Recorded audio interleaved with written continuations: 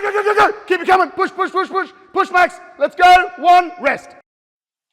Hello and welcome to this bite-sized presentation involving preparation of an elite Brazilian Jiu Jitsu competitor. I'm Matej Hocevar, joint founder and owner of Vigor Ground, a private fitness and performance facility in Slovenia, with our sister facility in Seattle, the US, run by my brother Luca. So I've used this initial slides to pay tribute to Jürgen Klopp's doubters to believers, as this athlete in question also started out as a doubter and ended up a believer after achieving European championship status in his category.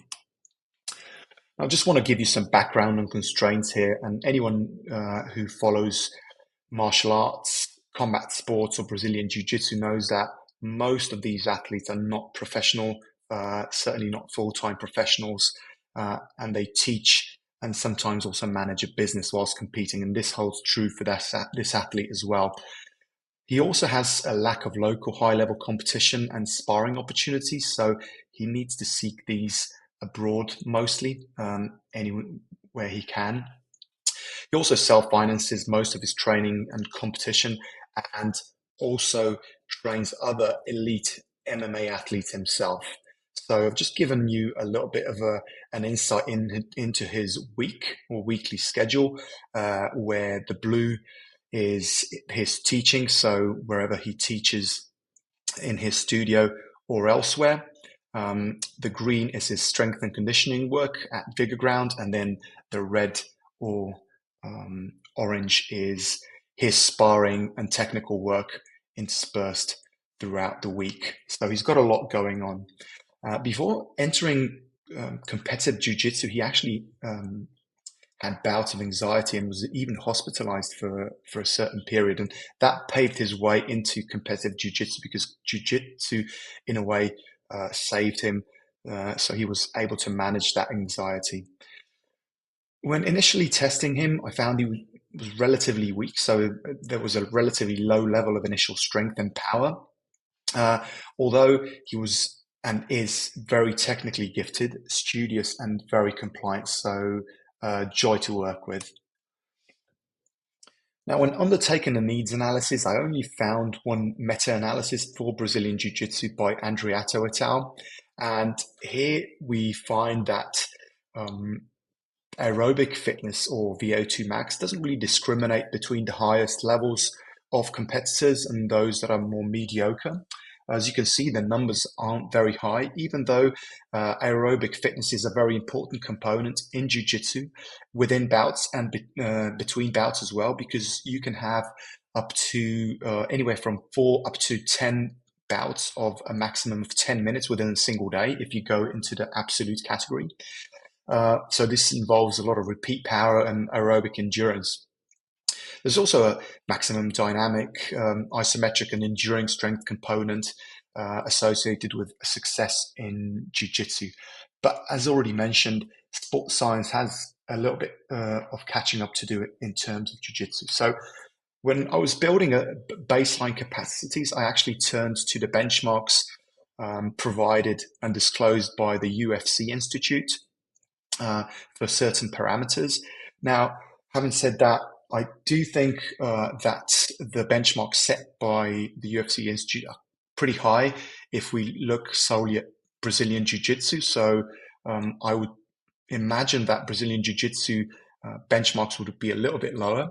However, we took these because I thought they were the best available. So as you can see, the athlete tested as very poor according to their standards in terms of counter movement jump, peak power, and isometric mid-thigh pull peak force initially.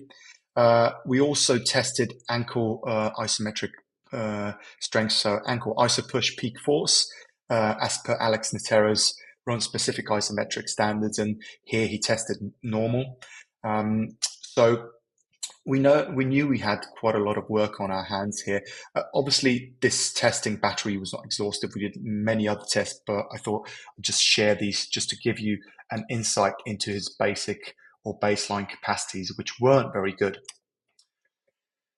So when programming for jiu-jitsu and any other sport, really, I like to look at it through a lens of systems thinking or a systems approach. And I've taken this approach mostly from my work and mentorship under Dan Paff and Stu McMillan Altis. So a big shout out to them. So here I've outlined the main elements of physical performance involved in jiu-jitsu according to basically the main physical elements. So these being again not exhaustive, but takedown, sweep, hipscape. So these are the things you need to be good at if you want to excel in Brazilian Jiu Jitsu. There's, like already stated, other elements, but these were the ones that are most influenced by physical capacities and performance. And I've just given some elements that I think are quite important here. So with the takedown, obviously grip strength, fascial line activation. So we do loads of chops, throws in offset stances, stagger unilateral shapes.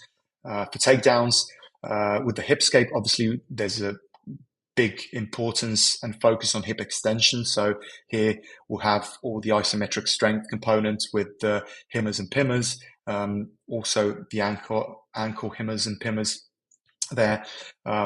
There's a lot of work on impulse generation and basically braking capacity as well with the sweeps and the takedowns. So that's also something that is addressed through our programming. So I've presented this in 3 stages really, with our training now being at around 4.5, 5 years. So stage 1 was really addressing the training gaps we saw. So raising max strength levels, so 3 to 5 RM. And here you can see his trap bar deadlift work. And we raised that up to about close to 2.5 times body weight. And I thought that was enough in terms of maximum strength, really. We introduced the athlete to power training using VBT, starting with limited range of motion and mostly working on the power clean and hang clean. We also added some functional hypertrophy for the athlete, involving, again, not exclusively, but BFR, so blood flow restriction, just to get some hypertrophy adaptations here. Although we do need to take into consideration his weight class, so we are limited to a certain extent there. So when talking about the split here, so we use a 3-day training approach, which features an adapted conjugate method. So we have quasi max effort on day 1, a dynamic effort on day 2, and a repetition effort on day 3. And I've given some sets and rep ranges here for your convenience, and I think you'll be pretty familiar with these. And these are also referenced to as Zone 3, Zone 1, and Zone 2 respectively, as per the work of Verkhoshansky. So you'll be probably pretty familiar with these. So stage 1 progressions, we started, as already alluded to, with some bilateral work, so trap bar deadlifts, front squats, and moved into split stance and quasi unilateral stances in later stages. So we mostly work in 4-week cycles, so addressing training gaps, and we moved throughout the first year and a half from bilateral work to split stance, and a lot of split stance work, to be honest. So we went from trap bar deadlift to front squat to, as you can see here, an anterior loaded barbell reverse lunge. So we're taking ground and reference points away as our progressions here. Within the first stage, there was moderate consideration of competition because the physical preparation and development component was more important at that stage, we thought. So in the stage 2 progressions, we started using more specific work, moving onto a lot of accentuated eccentric work, also using a lot of flywheel work, starting again bilateral and then moving to split stance activity. So here you can see in his program, you've got a flywheel contralateral split squat, and then we'll use in the later stage or progression, the flywheel contralateral, the flywheel harness split squat as the main lift. Again, we've got 3 to 4 week training cycles here. Here we're working a lot on eccentric impulse, repeat power generation, and now we have quite a high regard and consideration of competition at this level. So this is his day 1 example here. A day 3 example here would be a repetition effort, so repeat power events with the trap bar jump, and we would go with a set range of starting from anywhere from 6 to 8 and working up to 16 sets of 3 to 5 reps of jumps. Incomplete recovery, so we used every minute on the minute approach mostly here. Other work we did was cluster sets, focusing on repeat power events, which would transfer well into his competition. Stage 3 progressions now, we're using a lot of the split stagger stance main lifts, generating a quick impulse. Now we've moved training cycles down to 2 to 3 weeks, depending on whether he's within a fight camp or off fight camp. When we use off fight camp approach, we tried a modified triphasic approach. So 2 weeks of eccentric overload, 2 week isometric, and then 2 week concentric, with a 1 to 2 week taper phase when moving closer to competition. We also addressed a lot of the fascial work in this stage 3 progression. So a lot of lateral sling work, a lot of unilateral work, single leg work, as you'll be able to see in the later slides. So here are some progressions within the off-fight camp scenario, where we have, as I already alluded to, a quasi or a modified triphasic approach with the main lift, where we're chasing specific adaptations. In the first video, you see a eccentric block, so that was 2 weeks. In the middle, we've got an isometric block, again 2 weeks, and then the third video is a concentric split squat. So here we have the split squat as the main lift throughout. So this is a 6 week cycle, and then we'll taper before moving into a fight camp progression. So here we're working again in a split stagger stance in the main lift, generating a quick impulse. So the first video on the left you see is a braking impulse split squat with the safety bar. In the middle, we've got a stagger stance, basically hip extension or step to box, again using a safety bar, working on that quick impulse and hip extension. And then we are doing a lot of transition work, so force transmission, unilateral, and also addressing those fascial slings here. Microdosing and the max effort here with mostly isometric work as we approach competitions and fights. We want to make sure we keep the goal. So the main key performance indicator here, especially as we come closer to competition, is health. So we always try to have a plan B and plan C available for us here, because if the athlete isn't able to spar effectively, then anything we're doing in the strength and conditioning realm is really subordinate to that. So as you probably are familiar with, everyone's got a plan until they get punched in the face, according to Mike Tyson. So we always need some heuristics in place for a plan B or plan C. And for us, some KPIs are tibial internal rotation, so full knee flexion, where the athlete's able to produce force in those deep flexion positions, shoulder internal rotation, and cervical spine range of motion. If we don't have those, we'll definitely address those before moving on to developing any other physical capacities. So in this case, we'll use a full range of motions with reduced load, partial range of motions in power events, safe and pain-free, especially isometrics, and also deep tier plyos, which we often unweight if the athlete has some issues and pain in deep flexion positions. So we'll use some elastic bands to basically unweight the athlete.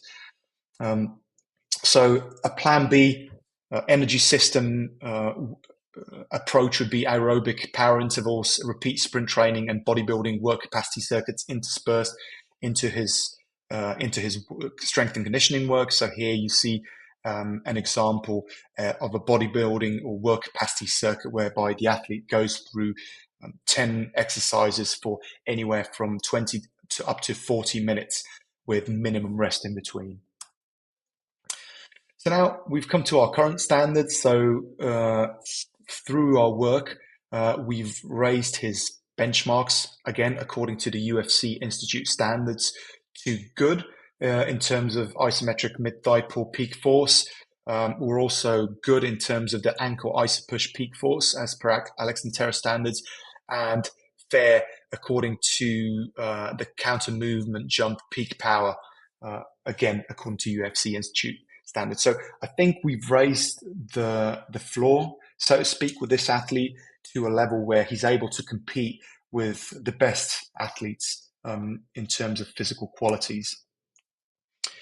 Now, when talking about quality, so what exactly is quality? And I remembered this when rereading Zen and the Art of Motorcycle Maintenance, and we often overlook certain parameters in S&C as we focus, I feel, sometimes too much on the quantitative aspect. So some of the qualitative elements that are harder to quantify and should nonetheless make up a big part of our training and approach. So rhythm, timing, effectiveness, and efficiency should really be some of the elements we look for when training these type of athletes in combat sport. So what's quality in my mind is, well, again, if you look at this, timing, rhythm, movement efficiency and effectiveness to get on top of the athlete, to sweep the athlete, to control the opponent, and submit the opponent when the athlete has the opportunity to do so. So some closing thoughts here is certainly to raise the floor in terms of physical qualities while tracking KPIs, as we've done. Facilitate quality, particularly in sport-specific sessions. So remember, the sport-specific sessions will always take precedence unless we're working with a novice athlete who's starting out with strength and conditioning, structured strength and conditioning work. So all our work at this point in time is aimed at facilitating quality in his sparring sessions. And along with that, remember, we're the sportcast here, not the show. So we should really be doing everything in our power to facilitate quality in sport-specific sessions. Just to finish off, again, some closing thoughts. I don't think it's necessary for coaches to be experts in the sport in terms of having played or competed in the sport themselves. However, I do think it is an advantage as you're able to feel some of the physical qualities that are required in the sport itself. So my path in jiu-jitsu, 11 years now, and climbing up to the ranks of black belt has helped me understand the requirements this athlete has to go through when competing and sparring in terms of controlling arousal states, and also what physical qualities he actually needs to compete at the highest level. So we were able to bring this athlete to a great level of success. So he won the European Championship in his weight category, and hopefully we can go a level further and maybe even get a sort of result at the Worlds. So thanks for listening. If anyone wants to reach out in terms in relation to this presentation, platform of choice really is probably Instagram. So you'll find me there under that name, Hocevar Matej. And if anyone wants to reach out via email, there's my email, matej@vigor.org. So feel free to reach out with any questions you may have in relation to this presentation. Thanks for listening. Go, go, go, go, go. Keep it coming. Push, push, push, push. Push, Max. Let's go. 1, rest.